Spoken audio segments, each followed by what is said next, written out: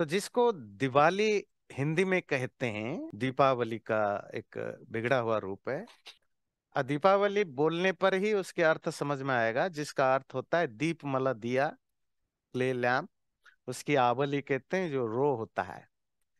तो आप समझ गए कि दीपावली का अर्थ होता है, दीपावली फेस्टिवल में जो कोर चीज है वो है कि दिया जलाना, और दियों की वो रौ जलाना। और कब जलाना? अमावस्या के दिन।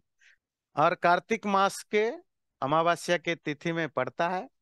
हमारे यहाँ हमेशा से जो लाइट है, आग है, उसको नॉलेज से, पॉजिटिविटी से कनेक्ट किया जाता है। और जो अंधेरा है वो इग्नोरेंस, दुख, सफरिंग से कनेक्ट किया जाता है। और लाइफ में तो जब दिन होता है, सूरज के कारण हर कोई लाइफ में रोशनी होती है। और जब सूरज नहीं होता तो आपकी छोटी सी दिया भी आपके लाइफ में एक रे ऑफ लाइट या हल्की सी प्रकाश लाता है, जो आपकी लाइफ में काम चल सके। यही दीपावली की बेसिक मैसेज है कि लाइफ में हमेशा फुल मून तो होगा नहीं, पूर्णिमा नहीं होगा। पूर्णिमा भी आएगी और अमावस्या भी आएगी, मतलब मूनलेस नाइट भी होगी, अंधेरा भी होगा। तो उस अंधेरे में आप खो मत जाना, एक दिया भी जला दो तो भी तुम्हारे काम चल जाएंगे। अब आते हैं दिवाली की, थोड़ी सी दीपावली की कुछ हिस्ट्री के ऊपर चर्चा करते हैं। पहली चीज है कि दुनिया में जैसे ज्यादातर देशों में बहुत सारे फेस्टिवल्स होते हैं जो हार्वेस्ट से जुड़े हुए होते हैं। ये एंशियंट टाइम की, ये सिर्फ इंडियन नहीं है, अमेरिका में भी जो आप थैंक्स गिविंग सेलिब्रेट करते हो वो भी हार्वेस्ट से ही रिलेटेड है। पहली बार जो जब उन्होंने पंपकिन और कॉर्न वगैरह उगाया तो उसको सेलिब्रेट किया। आज शायद ग्रेन फूड की या खाने पीने की इतनी हमें उसकी वैल्यू नहीं समझ में आता है, क्योंकि वो अबेंडेंस है, टेक्नोलॉजी डेवलप हुई, हमारे पास पैसे बढ़ने लगे, एग्रीकल्चर में रिवोल्यूशन हुआ, खाने पीने की सामानों की कोई कमी नहीं रही।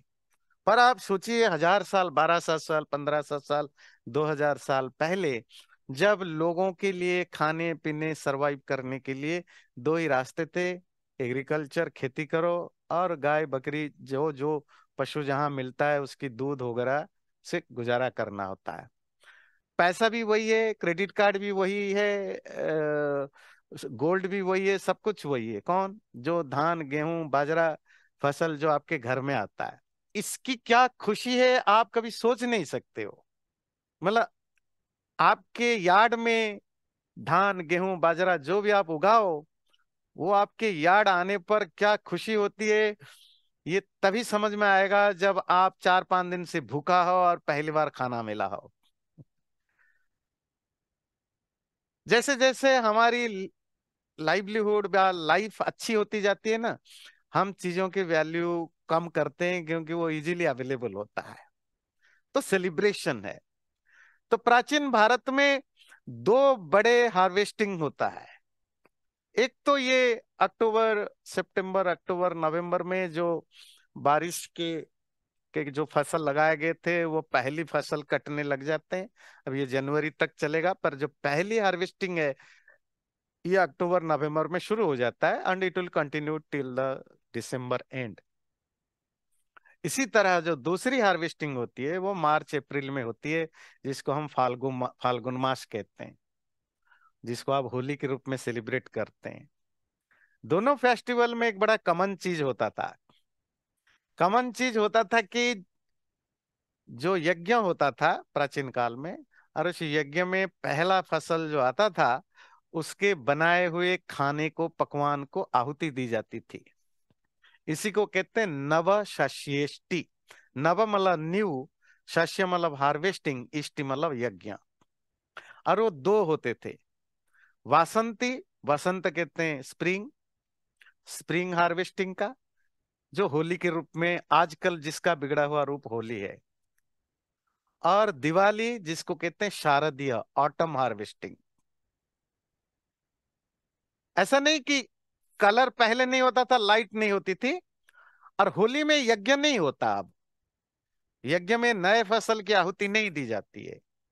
हाँ, आप क्या करते हैं होली में, होली के एक दिन पहले वो जलाते हैं, क्या कहते हैं उसको? हम्म। हाँ, बॉन फायर टाइप का कुछ जलाते हैं ना, और उसमें वो कर्ण और बहुत सारी चीजें डालते हैं। वो उसका बिगड़ा हुआ रूप है। दिवाली के दिन आज भी लोग हवन पूजा वगैरह करते हैं, पर उसकी पर्पस दूसरा हो गया। तो ये चीजें ध्यान रखिए। शारदीय नवशष्येष्टि मतलब ऑटम हार्वेस्टिंग, हार्वेस्ट का जो पहला यज्ञ में जो आहुति देते हैं, और वसंत में, स्प्रिंग में जो दी जाती है। अच्छा, दोनों में एक फर्क है। ये जो दिवाली के दिन साउदर्न मतलब दक्षिणायन होता है, दिन छोटी है, रात बड़ी है, अमावस्या तो वैसे ही अंधेरी होती है। पर शरत काल एक बड़ा खूबसूरत सीजन होता है। और संस्कृत इसीलिए कि भारत के जितने भी एंशियंट लिटरेचर है, जरूरी नहीं रिलीजियस हो, कोई कोई स्पिरिचुअल हो, कोई सेकुलर हो, कोई एस्थेटिक हो, कोई भी लिटरेचर देखेंगे, उनमें शरत काल को जैसे वसंत की बड़ी इंपॉर्टेंस होती है, स्प्रिंग सीजन की, हमारे यहाँ स्प्रिंग की भी इंपॉर्टेंस होता था, और शरद ऑटम की भी उतना ही इंपॉर्टेंस होता था। पर दोनों में जो बेसिक फर्क होता था, spring was more about the youth, young, energy, romance, enjoyment. और जो ऑटम है, शरत ऋतु, it's all about more spiritual joy, internal joy, meditation, इन सब से रिलेटेड होता था। पर दोनों फेस्टिवल होते थे। और आज उसकी झलक आपको दिखता है। आप होली में खूब मस्ती वाला काम करते हैं, दिवाली में ज्यादा आप, दिवाली, विजयादशमी, दशहरा, दशहरा से पहले जो नवरात्र होता है, उसका भी बिगड़ा हुआ रूप है, पर बहुत लोग फॉलो करते हैं। उपवास रखना, उपवास रख के, उपवास का मतलब उपासना, भक्ति का पर्व है। हम धीरे धीरे इन सब चीजों को छोड़ते जा रहे हैं। ये जो दोनों चीजों को समझना। और दिवाली के दिन यज्ञ भी होता था, और रात को दिया जलाने की फेस्टिवल है। ये दिया जलाने का फेस्टिवल को थोड़े से हम समझते हैं। ऐसा नहीं कि हमारे यहाँ सिर्फ दिवाली के दिन ही दिया जलाई जाती थी। अगर आप पुराने लिटरेचर पढ़ते हैं, इवन महाभारत, रामायण या दूसरे लिटरेचर, उनमें आप देखते हैं कोई भी बड़ा व्यक्ति अगर राजा कोई चीज जीत के आता था, तो पूरे राज्य में शाम को दिया जलाए जाते थे राजा को, ना, वो जय जयकार करने के लिए। जैसे आज उसकी चर्चा करेंगे, जो मिसपरसेप्शन है राम, राम की अयोध्या आने के साथ। बाय द वे कहते चलो, फिर आगे डिस्कशन करेंगे। दिवाली और दशहरा का राम के साथ कोई दूर दूर का रिश्ता नहीं है। बड़ा इंटरेस्टिंगली, हाँ ये पक्का है। रामायण में आता है जब राम वापस आते हैं, तो अयोध्यावासी दिया जलाते हैं शाम को, दिन भर खूब नाचना गाना करते हैं, और शाम को दिया जलाते हैं। पर वो दिन दिवाली या दशहरा नहीं था, वो चैत्र मास है, वो मार्च में है, वो हम अलग से आएंगे। पर दिया जलाना हमारे यहाँ हमेशा से रहा है, किसी चीज को सेलिब्रेट करने के लिए। तो किसान भी दिया जलाते थे।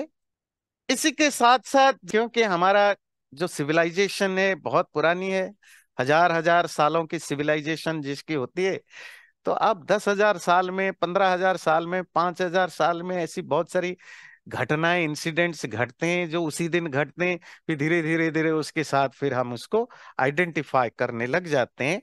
और दिवाली में भी ऐसे बहुत सारे और इंसिडेंट जुड़ते गए, और धीरे धीरे अलग अलग रीजन से भी दिवाली हम सेलिब्रेट करने लगते हैं। जैसे कि बहुत सारे लोग दिवाली के दिन लक्ष्मी पूजा करते हैं, है ना। अब ध्यान रखिए, ये सारी चीजें जो आप आगे सुनते जाएंगे, ये बहुत पुरानी नहीं, 200, 300, 400, 500 साल की हिस्ट्री है। लक्ष्मी पूजा आप जानते हैं, जो अगर आप में से कुछ लोगों ने पौराणिक कहानियां सुनी होगी, तो जब समुद्र मंथन होता है, churning the milky ocean, definitely mythological story है। तो देवताएं अमृत ढूंढ, देवता और राक्षस अमृत ढूंढते हैं, तो अमृत को, नेक्टर को पाने के लिए समुद्र मंथन करते हैं, तो उसमें से बहुत सारी चीजें निकलता है। मथते समय उसमें दो चीजें निकली जो दिवाली के साथ माइथोलॉजिकली कनेक्टेड किया गया बाद में। एक तो उनमें से धन्वंतरी निकला। धन्वंतरी कौन है? जो एक तो वैसे ही हिस्टोरिकल है, जो आपके इंडियन मेडिकल सिस्टम के जो फाउंडर हैं, ऋषि धन्वंतरी। पर पुराणों में धन्वंतरी को एक देवता के रूप में पुट्री किया, और जो समुद्र मंथन से निकला, और जिसकी सेलिब्रेशन आप कब करते हैं? धनतेरस।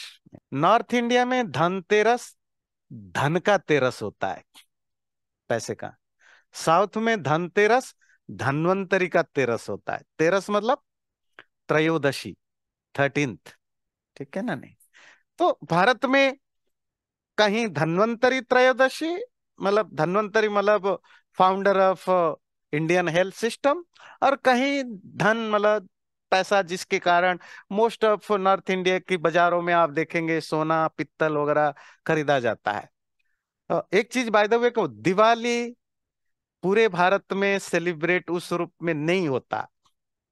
दिवाली की जो लाइट फायरवर्क ये सब नॉर्थ ईस्ट और वेस्ट इंडिया में होता है, साउथ में नहीं होता। अभी नया नया शुरू हुआ है, नहीं होता है। वहां जो सबसे बड़ा फेस्टिवल है दिवाली में, वो दिवाली के एक दिन पहले होता है, जिसको कहते हैं नरक चतुर्दशी, जिसकी चर्चा हम करेंगे थोड़ी देर में। तो लक्ष्मी, उसके बाद लक्ष्मी निकली। लक्ष्मी कौन है? पर्सोनिफाइड फॉर्म ऑफ धन। तो फिर कहते हैं कि इसी दिन निकली, तो इसीलिए सेलिब्रेट करते हैं। ये माइथोलॉजिकल स्टोरी उसके साथ जुड़ गई। फिर दूसरी कुछ हिस्टोरिकल इंसिडेंट्स हुए। जैन परंपरा के तीर्थंकर महावीर जी का निर्वाण दिन है, दीपावली के दिन हुआ, 527 बीसी को। और महर्षि दयानंद जी का भी निर्वाण दिन उसी दिन हुआ, वो हम बाद में चर्चा करेंगे। एक चीज और बड़ा, ये यूएसए में भी बहुत ज्यादा गलतफहमी है, वो आप सबको पता होना चाहिए। अब हमने इवन अमेरिकन लोगों को भी कन्विंस करा दिया, व्हाइट हाउस तक, क्योंकि गलत चीजों को पोर्ट्रे करने से किसको नहीं फायदा होता है, अपना भी नुकसान होता है। तो बी केयरफुल। दिवाली को कोई इंडिया में कोई न्यू ईयर सेलिब्रेट नहीं करता सिवाय गुजरातियों के। इससे Gujarati new year, not Indian new year, Hindu new year. पर शायद यूएसए में गुजराती लोग ज्यादा हैं, या जो भी हैं उन्होंने इसको ऐसे पोर्ट्रे किया। अब हर हिंदू बोलता है हिंदू न्यू ईयर। इतनी मूर्खता भी अच्छी चीजें नहीं है। Too much ignorance is not good for a health. कुछ तो कुछ तो अपने बारे में ठीक ठीक जानकारी रखिए। कोई कुछ भी बोल जाए, कैसे आप बह जाएंगे? और गुजरात में दिवाली को क्यों न्यू ईयर मना जाता है उसकी, वो इसीलिए कि दिवाली के दिन हमारे यहाँ बही खाता चेंज होता है। बही खाता जानते हैं? अकाउंट। और वो किनका काम है? जो व्यापारी वर्ग हैं, मतलब बिजनेसमैन होते हैं, मारवाड़ी हैं। और गुजरात और जो मारवाड़, जो कि राजस्थान का एक एरिया है जहां मोस्ट ऑफ व्यापारी आते हैं, वो सब एक ही एरिया में पड़ते हैं। क्योंकि अकाउंट उसी दिन चेंज होता है, उनके लिए फाइनेंशियल न्यू ईयर उसी दिन है। और वो उसको धूमधाम से, जो व्यापारी है नेचुरली वो धन को ही सेलिब्रेट करेगा, तो उन्होंने उसको अपना फाइनेंशियल न्यू ईयर बनाया। धीरे धीरे धीरे किसी तरह वो, अब गुजराती सोसाइटी में व्यापार बढ़ गया, तो वो हो सकता है it become part of their new year. ठीक है, दैट्स ओके। अब कोई गुजराती न्यू ईयर के रूप में सेलिब्रेट करता, दैट्स फाइन। पर जब पूरा का पूरा भारत भेड़ों की तरह फिर कोई कहीं भी भागता है, उसके पीछे भाग जाते हैं, दैट्स नॉट गुड थिंग ना। दिवाली कभी, हमारा न्यू ईयर तो चैत्र में होता है। हिंदुओं का, भारत का जो न्यू ईयर है वो चैत्र मास मतलब मार्च में होता है। इस तरह ऐसे अनेक तरह की चीजें दिवाली के साथ जुड़ते गए, और हमने सेलिब्रेट किया। जो चीजें नहीं है, जो आज काल हर किसी को देखेंगे, हम बोलते हैं कि राम अयोध्या वापस आए, विजयादशमी मतलब दशहरा। दशहरा शब्द संस्कृत में ही नहीं है ना? तो ये तो बाद में ऐड हुआ। विजयादशमी एक स्पिरिचुअल फेस्टिवल था। हर किसी हिंदू को देखो, वो बोलेगा कि राम दिवाली के दिन वापस आए, दशहरा के दिन रावण को मारा आए। यकीन मानिए, छोड़ दीजिए वाल्मीकि रामायण, किसी भी लिटरेचर में दिवाली के साथ राम का कोई संबंध नहीं मिलता। इवन आपकी लोकल लिटरेचर में भी राम अयोध्या कब आए, आपको कुछ प्रूफ दिखाएंगे, फिर डिस्कशन करेंगे कैसे राम के साथ जुड़ा। ये वाल्मीकि रामायण के युद्ध कांड है, जब रावण को मार चुके हैं और विभीषण ने राम को कहा लड़ाई खत्म हो गई, थोड़ी देर रुकिए, लंका को घूमिए फिरिए, एंजॉय करिए। अ, राम ने कहा देखो आपने जो मुझे इनवाइट किया, I am thankful for that, पर मेरी मजबूरी है, मैंने भारत को कमिट किया है। क्या? जिस दिन 14 साल पूरा होगा, मुझे उसी दिन वापस अयोध्या पहुंचना है, और अगर मैं उसी दिन नहीं पहुंचा, वो सुइसाइड करेगा। तो मैं किसी भी हालत में मुझे जाना पड़ेगा, और टाइम कम है। अगर आप चाहो रावण की जो वो पुष्पक विमान है आप प्रोवाइड कर सकते हो तो हम चलेंगे। तो विभीषण को वो बाय डिफॉल्ट मिला था तो उन्होंने प्रोवाइड किया। तो अब वो आते हैं, आकर के अयोध्या से दूर सबसे पहले, क्योंकि अभी दिन पूरा नहीं हुआ था, ध्यान रखिए, राम 14 साल के लिए अयोध्या से बाहर रहना है। एक दिन पहले भी आ जाएंगे तो भी जो उनकी प्रॉमिस है वो टूटेगा। एक दिन बाद आ सकते हैं, 5 दिन के बाद भी आ सकते हैं, पर एक दिन पहले नहीं आ सकते। पर वो बाद में इसलिए नहीं आ सकते क्योंकि भरत ने सुइसाइड करने का प्रॉमिस कर रखा है। तो क्योंकि वो एक दिन पहले पहुंच गए, तो अयोध्या से दूर भरद्वाज जी के आश्रम में पहुंचते हैं। देखिए ये श्लोक है, पूर्णे चतुर्दशे वर्षे पंचम्याम लक्ष्मणाग्रजः भरद्वाजाश्रमं प्राप्य ववंदे नियतो मुनिम। 14 साल पूरा हो गया मतलब होने वाला है। पुष्य नक्षत्र जब कनेक्ट करता है चैत्र मास में, मतलब मार्च अप्रैल में पड़ता है, जो आप रामनवमी मनाते हो उससे उससे 7-8 दिन पहले, जिसको नया साल आप सेलिब्रेट करते हो, चैत्र प्रतिपदा, उसी दिन पुष्य नक्षत्र के संयोग, मतलब चैत्र मास का पहला दिन में, उसी दिन 14 साल पूरा होगा। और एक दिन पहले भरद्वाज आश्रम में पहुंच करके भरद्वाज को प्रणाम करते हैं। प्रणाम करके वहां वो लोगों से मिलते हैं और हनुमान को बोलते हैं आप जाओ, जो गुह है निषाद राज, उनको बताना बताना कि मैं आ गया हूँ। भरत को सूचना दे देना कि मैं आ गया हूँ, भरद्वाज के आश्रम में हूँ। वो चाहे कल मुझे पुष्य नक्षत्र के दिन, मतलब चैत्र मास के पहले दिन, मुझे यहीं पर मिले और हम साथ अयोध्या जाएंगे। उसके बाद 129-54 श्लोक में कहते हैं, तम गंगाम पुनरासाद्य वसंतम मुनि सन्निधौ अभिघ्नम पुष्य योगेन शोरामम द्रष्टुमर्हसि। तो राम हनुमान भी आकर के भरत को पूरी स्टोरी सुनाई, राम की कैसे क्या क्या प्रॉब्लम हुआ, क्या हुआ, कैसे सीता को रावण ने ले लिया, वापस लाए। आकर के अभी वो भरद्वाज के आश्रम में टिके हैं। अगर आप इंटरेस्टेड हो, गंगा के किनारे भरद्वाज के आश्रम में कल पुष्य नक्षत्र के योग के साथ, चंद्रमा के साथ जो योग होगा, और इस योग को, ये जो योग है मतलब यूनियन, ये सब एस्ट्रोनॉमिकल रेफरेंस होता है, डेट डेट मतलब तिथि को आइडेंटिफाई करने के लिए। चैत्र प्रतिपदा के दिन आप राम के साथ मिल सकते हैं। अब देखते हैं कि 14 साल कब से शुरू होता है। यह है वाल्मीकि रामायण का अयोध्या कांड। जिस दिन दशरथ राज्याभिषेक करने की तैयारी करते हैं और राम को सूचना देते हैं ये डेट है, इस दिन आपका राज्याभिषेक होगा, और उसी दिन वो जंगल चले जाते हैं। चैत्र श्रीमानयम मास, चैत्र मास, अभी क्या मास चल रहा है? कार्तिक। कार्तिक, उसके बाद किसी को इंडियन तिथि मास पता है? कार्तिक, मार्गशीर, पौष, माघ, फाल्गुन, चैत्र, 6 महीने है ना, जब आप रामनवमी मनाते हो और नया साल मनाते हो। हे श्रीमान, ये चैत्र मास है, पुण्य पुष्पित कानन, स्प्रिंग सीजन है, सब जगह फूल खिले हुए हैं। यौवराज्याय रामस्य सर्वमेव उपकल्प्यताम, राम की युवराज बनाने के लिए, ना, क्राउन प्रिंस बनाने के लिए सब तैयारियां किया जाए।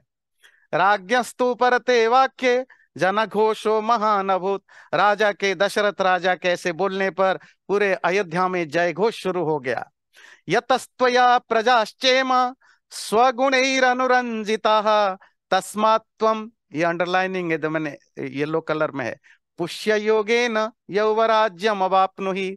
जिस दिन पुष्य नक्षत्र का चंद्रमा के साथ कनेक्शन होगा, एस्ट्रोनॉमिकल सिचुएशन है, उसी दिन तुम्हारा राज्याभिषेक होगा।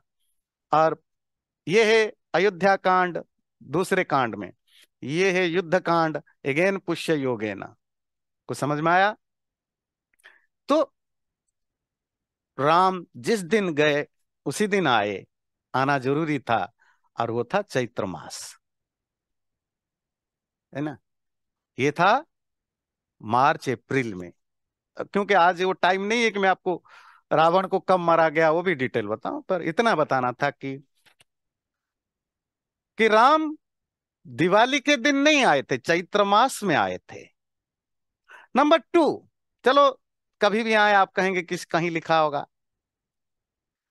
आप अगर कोई भी हिंदू धर्म के शास्त्र देखेंगे, शास्त्र नहीं तो इवन जो छोटे मोटे ग्रंथ भी हैं, किसी भी ग्रंथ में इवन दिवाली दशहरा सेलिब्रेशन की जहां डिस्क्रिप्शन है, वर्णन है, मतलब 50-100-200 साल पहले तो हम तो वैसे ही बड़े करप्ट हो चुके थे।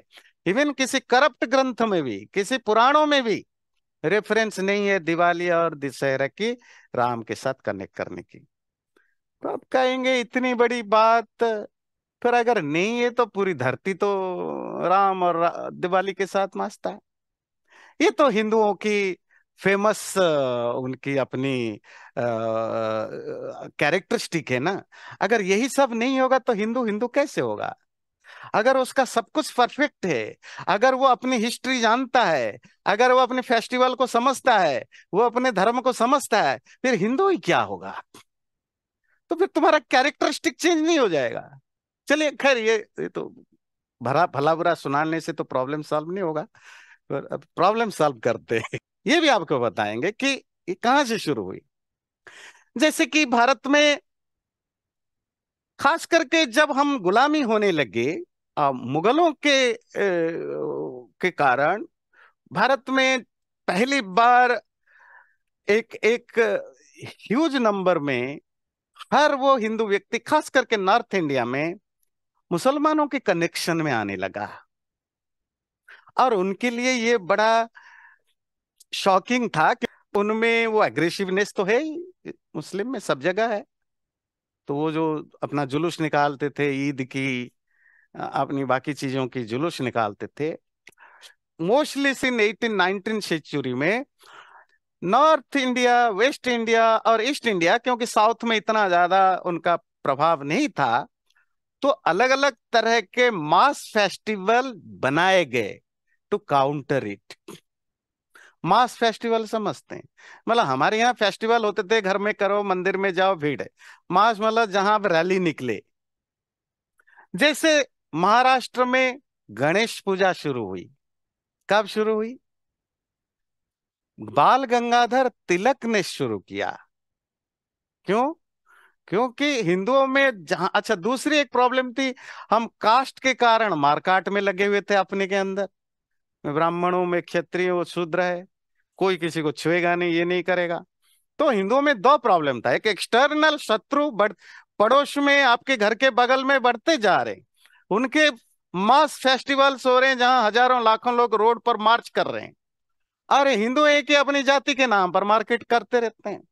तो बहुत सारे ऐसे लीडर्स आए जिन्होंने ऐसी, उन्हीं से सीख करके, मतलब खास करके मुसलमानों से ही सीख करके मास एक्टिविटी शुरू किया, जहां बड़ी बड़ी रैलियां हो, जहां भीड़ बढ़े, ज्यादा से ज्यादा लोग आए।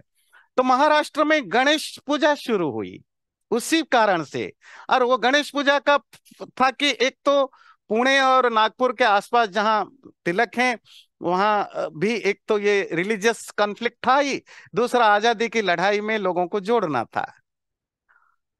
और ये मास पूजा हुई कि बाजार में होगा, रोड पर होगा, मंदिर के नहीं, मंदिर में तो छोटे जात के लोग जा नहीं सकते, वो आज भी नहीं जा पाते हैं बहुत सारे मंदिरों में। पब्लिक में जब होगी हर कोई जुटेगा। फिर वो आप समझते हैं, जब वो गणेश पूजा के दिन विसर्जन करते हैं, नदियों में फेंकने जाते हैं, तो लाखों की भीड़ होती है। यही बंगाल में ईस्टर्न इंडिया में शुरू हुआ, दुर्गा पूजा, दशहरे के समय काली पूजा, जहां हजारों लाखों के नंबर में वो बनाए गए, पिंडल बनाए गए दुर्गा की, कालियों की। फिर कोई जाति नहीं, वहां आप छोटे हो बड़े हो किसी को फर्क नहीं पड़ता, हजारों लाखों की भीड़ इकट्ठा होने लगी। फिर जिस दिन प्रोसेशन होगा, अगेन हमने उनसे कॉपी किया ईद और वो मुहर्रम वगैरह की। तो फिर उससे हिंदुओं में एक भाईचारा बने, एक दूसरे से मिले जुले और फेस्टिवल को उस रूप में सेलिब्रेट करे जैसे वो लोग करते हैं, जिससे एक तरह के कनेक्शन बने। तो दशहरा भी, जो नॉर्थ इंडिया में हम राम के साथ जोड़ते हैं, ईस्टर्न और वेस्टर्न और साउथ इंडिया में उसको काली और दुर्गा के साथ जोड़ा जाता है। नॉर्थ इंडिया में दश ये जो नवरात्र के समय रामलीला मंचन करने की शुरुआत हुई, रामचरित मानस के बेस पर। रामलीला तो समझते हैं ना, मतलब राम की ड्रामा, नाटक, थिएटर, अब आजकल आप देखते हैं। अगेन लोगों के अंदर अवेयरनेस लाना, उनको जोड़ना, एक पब्लिक मास फेस्टिवल होना जरूरी है, आपस में कनेक्शन बने, वो फीलिंग आए। और वो इतना पॉपुलर हुआ, इवन इवन आज से 25-30 साल पहले तक भी ये रामलीला, आज तो रामलीला सिर्फ नॉर्थ इंडिया में ही समेट गया है, पर अगर आप हम हिस्ट्री का अलग अलग तरह की डॉक्यूमेंटेशन देखते हैं, इवन 50-60 साल पहले भी बंगाल में, उड़ीसा में, आसाम में, महाराष्ट्र, गुजरात, तो रामलीला होने लगे। तो रामलीला को जोड़ा गया नवरात्र के साथ, जिससे कि लोगों के तक राम कथाएं पहुंचे। तो शायद विजयादशमी, दशहरा के दिन रामलीला खत्म करनी है, तो उस दिन रावण का वध होता है। तो धीरे धीरे धीरे धीरे वो जो रामलीला मंचन है, उससे हमने कनेक्ट कर दिया राम को दशहरा के साथ। और दिवाली पड़ती है, तो हमने फिर कर दिया कि ये राम रावण को मारा, अब आगे दिवाली में वापस आ गए। May be that is the connection, Ramlila मंचन से राम के साथ दिवाली या दशहरा की जोड़ने की। इसके अलावा हमारे पास कोई लिटरेरी एविडेंस नहीं मिलता। छोड़िए वाल्मीकि रामायण, इवन ना रामचरितमानस, किसी भी ग्रंथों में हमें इसकी रेफरेंस नहीं मिलता। तो ये आपको जानना जरूरी है, क्योंकि कहीं भी जाए सीधा राम वापस आए। दिवाली एक, आप हर पर्व को सेलिब्रेट करिए, पर उसकी सही सही पर्सपेक्टिव को समझ के करिए। राम को अलग कर देंगे तो दिवाली काम नहीं पड़ जाएगी। दिवाली अपने आप में एक ब्यूटीफुल फेस्टिवल है, खूब धूमधाम से करिए, पर जो सच है उसके साथ करिए। राम की वापसी को सेलिब्रेट करना है चैत्र मास में, खूब धूमधाम से करिए, दोबारा दिया जलाइए, दैट्स ओके। पर अपनी कल्चर, अपनी सिविलाइजेशन को इल्यूजन में मत डालिए, झूठा मत करिए।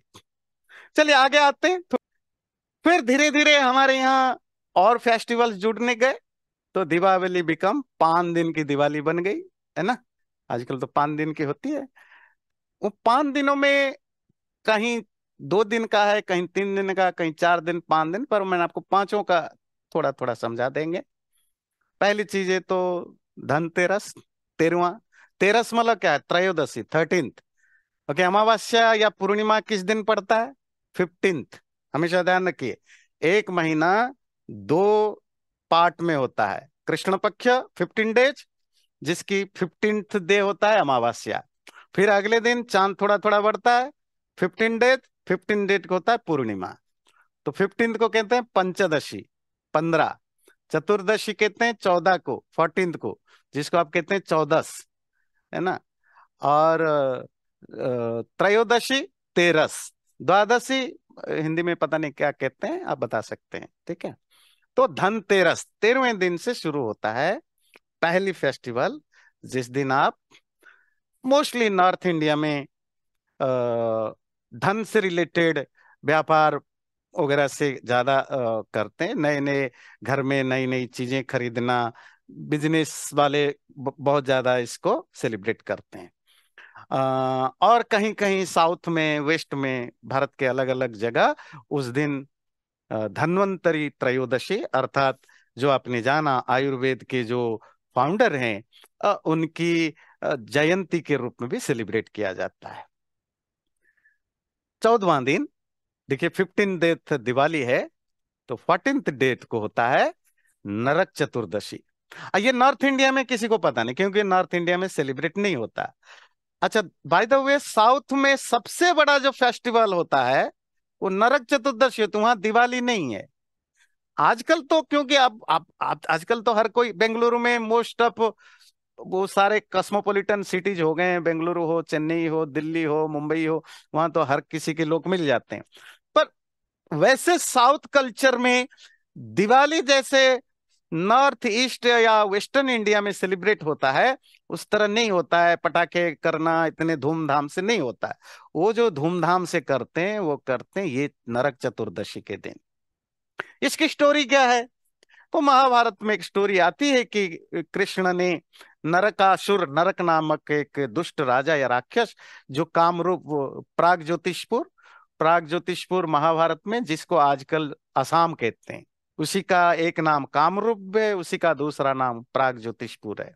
तो वो वहीं का राजा था। तो वो बहुत दुष्ट था, उसने हजारों राजाओं, अब बहुत पावरफुल था, वो कितने सारे राजाओं को मारा था, उनको कैप्टिव बंदी बनाया था। और सबसे बड़ी बात है, उन्होंने अलग अलग जगह से किडनैप करके लड़ाई, जैसे ये आजकल होता है ना, कि वो पीसफुल रिलीजन वालों का, कि कहीं भी लड़ाई करो, सबसे पहला जो काम है कि वहां के लड़कियां और लेडीज को किडनैप करके ले जाओ, होस्टेज बनाओ, है ना। तो वो नरक राक्षस भी शायद इन्हीं से कुछ रिलेटेड होगा, तो जो भी है। तो वो नरक राक्षस ने 16,000 लड़कियों को, मतलब लड़कियां इन द सेंस लेडीज को, अलग अलग एज के उन्होंने अपने कैप्टिव में बना रखा था, जेल में। तो कृष्ण ने उनको मारा और उन राजाओं को, राजकुमारों को छुड़ाया, उन लड़कियों को छुड़ा करके छोड़ा। पर इतना अच्छा काम किया, और हिंदू कैसे हिंदू हो जाएगा अगर सब कुछ सही चल जाए? तो उन्होंने जोड़ दिया कि कृष्ण की 16,000 पत्नियां हो गई। मतलब दुनिया में सेल्फ डिस्ट्रक्टिव कोई कम्युनिटी है ना, हमसे बड़ा कोई नहीं है। अपनी महापुरुषों को बदनाम करने के लिए हम सबसे आगे रहते हैं। कोई दुश्मन बोले तो समझ में आता है, बड़ा दुख होता है जब आपके घर में दुश्मन पलते बढ़ते हो, है ना। हम भरे पड़े, और हम सब डायरेक्टली इनडायरेक्टली भी अपने ही धर्म का बिगाड़ते ही हैं, अच्छा कहाँ करते हैं।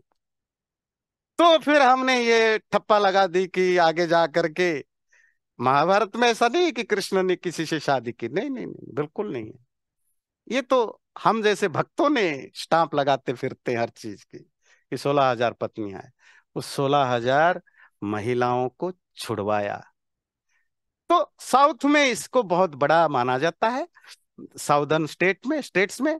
तो वो उसको नरक चतुर्दशी के रूप में सेलिब्रेट करते हैं। तो जैसे आप दिवाली में बहुत पैशन के साथ सेलिब्रेट करते हैं, दक्षिण भारत में इसको इतने ही पैशन के साथ सेलिब्रेट किया जाता है। ये चतुर्दशी 14th है। 15th को दिवाली, जिसके बारे में हम अभी जानते हैं, आप सब जानते हैं। अगले दिन जिसको कहते हैं, कोई लोग गोवर्धन पूजा, अन्नकूट करते हैं। अन्नकूट मोस्टली राजस्थान, गुजरात में ज्यादा पॉपुलर है। वैष्णव ट्रेडिशन में इन्होंने इसको अडॉप्ट किया। मतलब अन्नकूट का क्या मतलब होता है? Mountain of food. 55 भोग बनाया जाता है।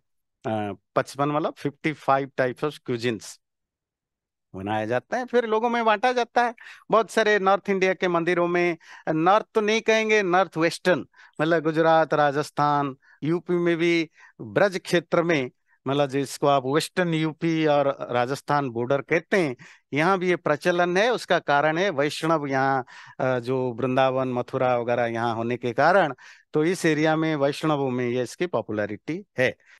फिर अगले दिन दूज, दूज मतलब द्वितीया, सेकेंड, अमावस्या के जो सेकेंड डे है, आप इसको भ्रातृ द्वितीया या भाई दूज के रूप में सेलिब्रेट करते हैं। ये भी मोस्टली नॉर्थ इंडिया में ही सेलिब्रेट होता है, जहाँ शिवलिंग को, अपने भाई बहन को अपने आप सेलिब्रेट करते हैं। तो इस तरह के 5 दिन तक हमारे यहाँ सेलिब्रेट है। और यही दीपावली का दिन है। आर्य समाज के जो फाउंडर हैं, बहुत बड़े ऋषि, वेदों के, जिन्होंने वेदों को इंटरप्रेट किया, भाष्य किया, लोगों तक पॉपुलराइज कराया। नहीं तो उससे पहले वेद के बारे में तो लोग भूल चुके थे। और हमारे ही धर्माचार्य घूम घूम के बताते थे कि वेद नाम का अब कोई ग्रंथ बचा नहीं, क्योंकि शंखासुर उसको खा गया। पंडित लोग आज भी बोलते हैं, इसीलिए वेद तो है ही नहीं। अच्छा जी, महाभारत पढ़े कृष्ण के लिए, महाभारत घर में रखना नहीं, भाई भाई में झगड़ा होगा। कोई भी अच्छा ग्रंथ हो, तुम्हारे पंडितों ने तुम्हें सिखाया, या तो नष्ट हो गया है या उसको रखना नहीं, क्योंकि उसे बर्बादी होगी। ये सारे अच्छे ग्रंथ थे, उसकी जगह नकली ग्रंथ चलवाए। आज अगर घर घर में महाभारत होता, तो आप कृष्ण की रियल चरित्र को जानते। आपके सामने नकली चरित्र कृष्ण के रखे गए, बड़े गंदे तरीके से, अगली वे में, और आप भक्ति के नाम पर उसी को करते हैं। जो भी हो, तो स्वामी जी ने वेद को रिवाइव किया, एक बहुत बड़े फिलोसोफर हुए, सोशल रिफॉर्मर। सोसाइटी में जो भी डिस्क्रिमिनेशन है, वो कास्ट के नाम पर हो, जेंडर के नाम पर हो। भारत में अगर कोई पहला लड़कियों के लिए स्कूल खुला, वो आर्य समाज का था। लड़कियों के लिए कोई गुरुकुल खुला, जहां वो शास्त्र पढ़ सकें, वो भी आर्य समाज ने खोला। आज भी, आज मतलब आज के डेट में भी सैकड़ों ऐसे जो साधु सन्यासी हिंदुओं के बाबा हैं, जिनके लाखों करोड़ों में भीड़ है, वो आज भी मंच पर बोलते हैं महिलाओं को गायत्री मंत्र पढ़ने या सुनने का राइट नहीं है, अगर सुनेंगे तो पाप बढ़ेगा। आज भी बोलते हैं। और स्वामी जी 18 सेंचुरी में, 19 सेंचुरी की शुरुआत में लड़कियों के लिए गुरुकुल खुलवाया कि गायत्री भी पढ़ो, मंत्र भी पढ़ो, वेद भी पढ़ो, और यज्ञ भी कराओ, और पुरोहित भी बनो, प्रीस्ट भी बनो। आज भारत में हंड्रेड्स ऑफ थाउजेंड, लाखों की संख्या में महिलाएं हैं जो वेद की विदुषियां हैं। उनका कुछ नहीं हुआ, ना उनका पति मरा, ना उनका बच्चा मरा, ना उनके घर में किसी का कुछ बिगाड़ हुआ। सब बढ़िया है, बहुत सुंदर है, खूब सुंदर चल रहा है, कोई प्रॉब्लम नहीं है। इसी तरह जातियों को के बीच में जो डिस्क्रिमिनेशन आज भी हो रहा है, उसके खिलाफ आवाज उठाया, सोशल रिफॉर्म लाया। रिलीजन के नाम पर जो ब्लाइंड बिलीफ को प्रमोट किया जाता था, उसके खिलाफ स्वामी जी ने आवाज उठाया। रिलीजन जरूरी है, धर्म जरूरी है, स्पिरिचुअलिटी जरूरी है, बिलीफ भी जरूरी है, पर बिलीव और ब्लाइंड बिलीफ में फर्क होना चाहिए। अपने महापुरुषों को ग्लोरीफाई करना और अपने महापुरुषों की बुराई करके ग्लोरिफिकेशन का नाम देना, इसमें भी डिस्क्रिमिनेशन होना चाहिए। जो हम कृष्ण के नाम पर बुराइयां करते हैं और कहते हैं हम उसकी ग्लोरीफाई कर रहे हैं। और आर्य समाज का भी वो फाउंडर रहे महर्षि दयानंद। उन्होंने इस तरह की प्रवचन नहीं दिया होता, इस तरह के ग्रंथ नहीं लिखे होते, इस तरह के शास्त्रों को लोगों के सामने नहीं पहुंचाया होता, तो हिंदू धर्म का जो जो ब्राइट साइड है वो हमारे सामने कभी नहीं आ पाता। हम उसी ब्लाइंड बिलीव, उसी गंगा में डुबकी लगाना, वही प्रसाद चढ़ाना, शनि पूजा और ग्रह नक्षत्रों के चक्कर में फंसे रहते, फिर गालियां देते रहते, देखो वो सब क्रिश्चियन बना के चले गए, हमें कन्वर्ट कर रहे हैं, वो कन्वर्ट कर रहे, करते रहे। मतलब अपनी बुराइयां छोड़ना नहीं, दूसरों को गाली दे करके हम अपनी इतिश्री कर देते हैं। तो स्वामी जी ने इस चैलेंज को ही लिया कि हमें अपने एक्सटर्नल एनिमी से उतने ही जोर से लड़ना है जितना इंटरनल एनिमी से। इंटरनल एनिमी है हमारी इग्नोरेंस, हमारे शास्त्रों के बारे में हमें जानकारी ना होना, हमारे हिस्ट्री के बारे में हमें जानकारी ठीक ठीक नहीं होना, हमारे फेस्टिवल्स के बारे में हमें ठीक ठीक जानकारी नहीं होना, हमारे किसी भी चीज के बारे में जानकारी ना होना, ये सबसे बड़ी बीमारी है, सबसे बड़ा प्रॉब्लम है। इसको जानना, और स्वामी जी ने यही चीजें रखी। जैसे मैंने बताया, इक्वल राइट्स की उन्होंने एडवोकेट की, लड़कियों के लिए एजुकेशन शुरू किया। तब देश गुलाम था 18th सेंचुरी 19th सेंचुरी में, तो पहली बार स्वराज्य का उन्होंने जय घोष किया। स्वराज्य का लिटरेरी मीनिंग है सेल्फ गवर्नेंस। बाद में बाल गंगाधर तिलक और गोखले, उन्होंने इसको प्रमोट किया, इसे स्वराज्य मेरा जन्मसिद्ध अधिकार। और स्वदेशी की कोई कितना भी अच्छा हो परदेशी, अपना तो अपना होता है, मतलब सेल्फ मेड।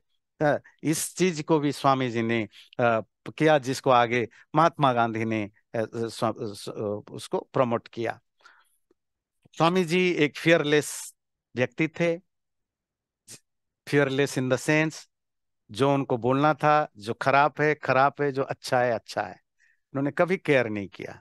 जिसका परिणाम हुआ, जब भी आप फियरलेस होंगे, जब आप सच को सच झूठ को झूठ बोलेंगे, तो आपके दुश्मन बढ़ेंगे, इंटरनल भी एक्सटर्नल भी। तो स्वामी जी के साथ भी यही हुआ। हजारों हजारों जो पुराने विचार वाले पंडित दूसरे लोग हैं, वो नाराज हुए। जो नॉन हिंदू हैं, उनको भी प्रॉब्लम हुआ, इन्होंने भी मारने की कोशिश की। 18 बार मिनिमम उनको बड़े बड़े अटैक हुए, अलग अलग तरीके से, किसी तरह बचते गए। पर लास्ट में फिर उनको जहर में ग्लास की जो होते हैं ना, कांच, कांच को पाउडर बना के फिर दूध उसमें जहर, उसको दूध में मिला के उनको पिलवा दिया, अपने जो उनके पास काम जो सेवक था। और उसी के कारण धीरे धीरे वो अमावस्या के दिन ही, इसी दीपावली के दिन, अजमेर में, अजमेर में उनका देह त्याग हुआ। स्वामी जी निर्वाण को प्राप्त हुए। और ऐसा नहीं कि स्वामी जी का अकेला, स्वामी जी के बाद भी जो आए, जो श्रद्धानंद आए, उनको एक मुसलमान ने मारा। उसके बाद लेखराम आए, उनको भी एक अहमदिया ने मारा। तो हिंदू मुसलमान क्रिश्चियन कोई भी हो, सबको आर्य समाज के लोगों से प्रॉब्लम होता था, क्योंकि वो बेचारे स्ट्रेट बोलते हैं, सीधा बोलते हैं। तो फिर प्रॉब्लम तो होगा ही। तो जिसके कारण मारे गए। अगर आप सचमुच जानना चाहते हैं अपने धर्म को, हिंदू धर्म कहिए, सनातन धर्म कहिए, वैदिक धर्म कहिए, समझना है, जरूर स्वामी जी के सत्यार्थ प्रकाश को पढ़िए। उनकी दूसरी बुक है ऋग्वेदादि भाष्य भूमिका, वेद भाष्य। ऋग्वेद आप जरूर पढ़ें, तो आपकी लाइफ में बहुत बड़ा ट्रांसफॉर्मेशन होगा, आपकी सोच में, समझ में। दीपावली आपके लिए अच्छा लाए। लास्ट में, may you all attain full inner illumination, may the supreme light enlighten your understanding, may you all attain the limitless spiritual wealth of the self. May you all prosper gloriously in the material as well as spiritual plans. प्रभु आपको इस दिवाली में, दीपावली में खुश रखें। आप शारीरिक, शरीर मन बुद्धि से स्वस्थ रहें, धन समृद्धि भी बनी रहें, और अपने फिजिकल और स्पिरिचुअल, मैटेरियल और स्पिरिचुअल दोनों में प्रॉस्परस बने। खाली मैटेरियल प्रॉस्पेरिटी से गुजारा नहीं चलेगा, तो स्पिरिचुअल प्रॉस्पेरिटी भी आपकी लाइफ में है। इसी के साथ बहुत बहुत धन्यवाद। आप सबको दीपावली की शुभकामनाएं। Thank you. चैनल को सब्सक्राइब जरूर करें, और वीडियो अच्छा लगे लाइक भी जरूर करें।